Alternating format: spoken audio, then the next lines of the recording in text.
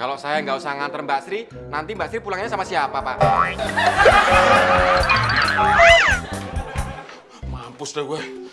Mampus gue dah. Lo kenapa sih, Mon? Kesurupan lo? Hampir. Gue mau dibunuh sama Pak Kosan. Gue mau dibunuh. Ya bagus lah kalau dibunuh. Mau dibunuh bagus. Ya daripada lo kayak begini bolak-balik bikin gue pusing aja. Emang ada masalah apa sih lo sampai mau dibunuh? Masalahnya, Del.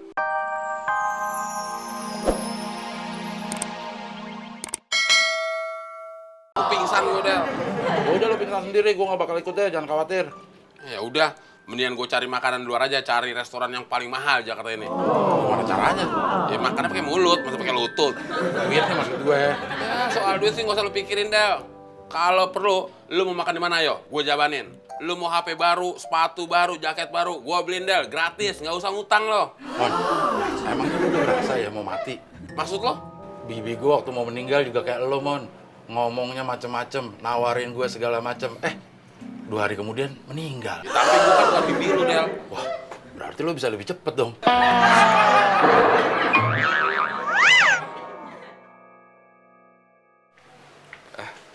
Mbak Sri, di tempat tinggalnya Mbak Sri ada rumah yang dikontrakin nggak? Ada, bagus banget lagi. Ada tamannya, ada kolam renangnya. Tapi harganya 6 juta. Mahal ya? Ah, nggak juga sih. Kalau Mbak Sri saya kontrakan di rumah itu, mau nggak Mbak Sri tinggal di rumah itu? Mau banget. Tapi nanti saya tinggal sama siapa di situ?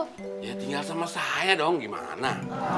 Ih, Mas Temon, emangnya kita suami istri tinggal satu rumah? Ya kita kawin dulu, supaya kita bisa tinggal di rumah itu. Gimana? Mau? Mau. Tapi minggu depan rumah itu udah ada yang nempatin. Udah laku. Bilang aja nggak mau kawin sama saya. Pakai alasan rumahnya udah laku. Kalau saya kawin lagi, saya nggak perlu rumah sebagus itu kok. Rumah sederhana aja udah cukup. Yang bener. Ya udah kalau gitu cari rumah yang sederhana aja. Boleh juga tuh. Asal calon suami saya bukan Mas Temon.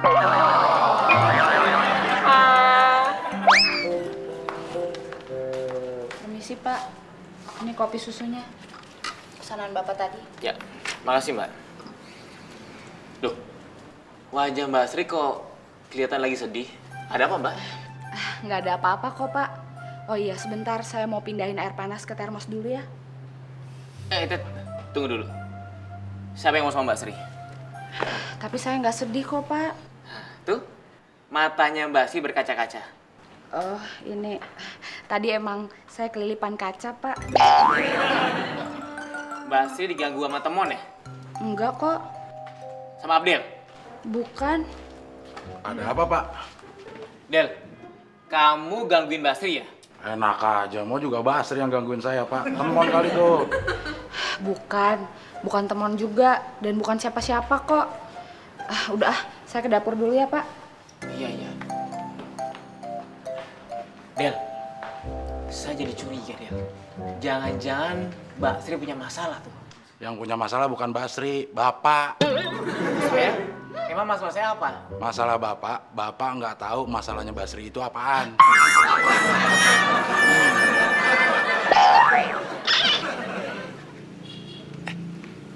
Mon, gue udah ketemu Teh Imah, dia udah lihat cincinnya. Terus dia langsung teriak, "Au!" Kaget ngeliat beliannya, Din. Kakinya gue injek. Gue nggak percaya. Gue nggak percaya sih. Au! Kalau itu baru gue percaya, Din. Kalau kaki diinjak, kita pasti teriak, "Au!" Gimana soal cincinnya? Kata Teh Imah, cincin ini emasnya asli, berliannya juga asli loh. Tahu dari mana Teh Imah kalau itu asli apa enggak? Dari mimpinya semalam. Katanya dia mimpi. Ah, udah nggak usah. Gue nggak punya duit. Nggak usah cerita soal mimpi. Loh, emangnya gue Teh Imah apa? Habis cerita mimpi, ujung-ujungnya minjem duit. Kata Teh Imah, kalau cincin itu dijual, harganya berapa? Ini bisa 50 juta sampai 100 juta, Mon. Malah bisa lebih. Ini kalau asli loh.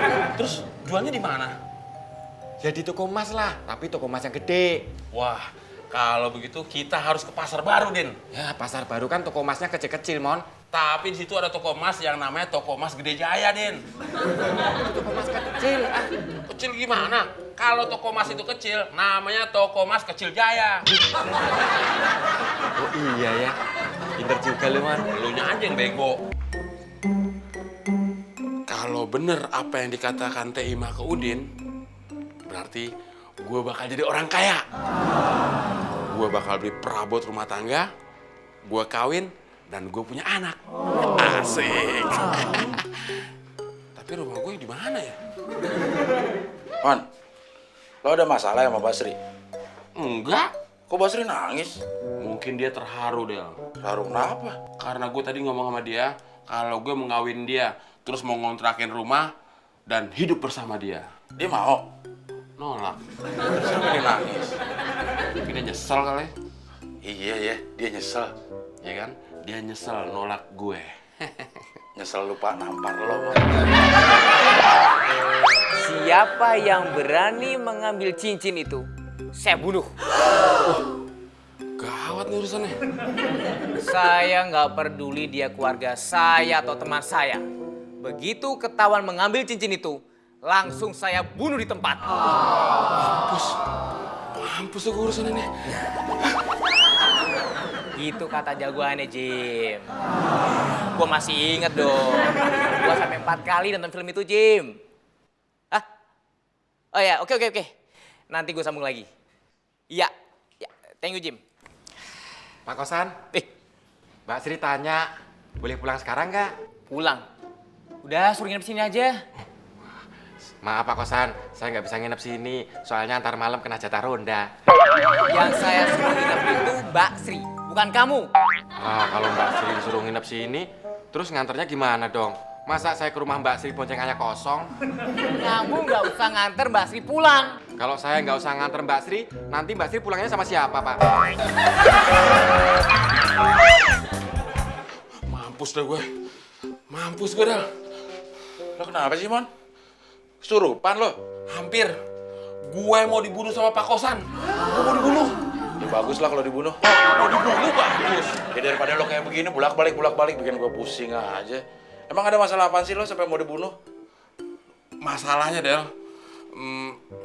Masalahnya gue susah ngomong, Del. Kalau susah ngomong, pakai SMS aja. Mencet di tangan gue juga gemeteran. Ya jangan pakai jari mencetnya. Itu terus pakai apa dong? Pakai palu.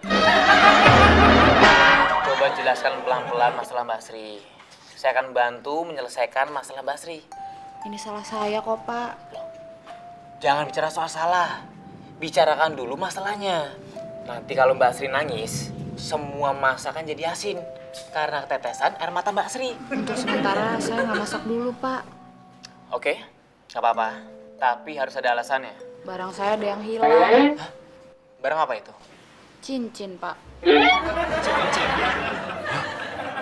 Cincinnya Mbak Sri. Gawat. Hilangnya di mana, Mbak? Itu dia yang saya nggak tahu, Pak. Waktu pertama kali saya kesini, itu cincin masih ada di jari saya. Sekarang jari tangannya masih ada? Masih. Berarti cincinnya tidak hilang. Tapi jatuh. Kalau cincinnya hilang, berarti jari tangannya juga hilang. Emang gitu ya, Pak? Enggak, saya bercanda. Udah, kita cari pelan-pelan. Loh, kok nyari pelan-pelan, Pak? Kan yang hilang cincin saya, bukan pelan-pelan. Maksudnya nyari cincinnya pelan-pelan. Oh, gitu. Tapi boleh sambil nangis nggak? Boleh, tapi nangisnya jangan merem. Emang kenapa kalau merem? Kalau merem, nabrak tembok.